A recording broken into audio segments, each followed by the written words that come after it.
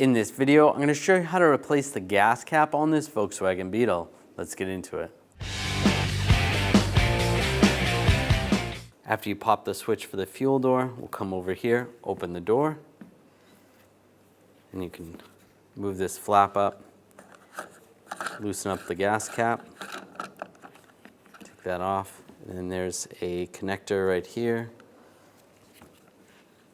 You just want to use a trim tool, just get underneath here.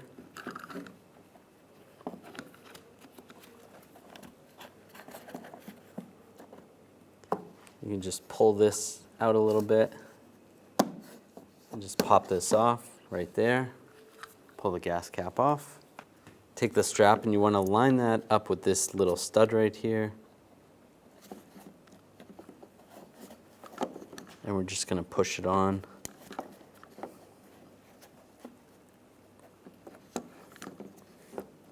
You can use a small pick or a screwdriver to get it on there. That's good. And take the cap.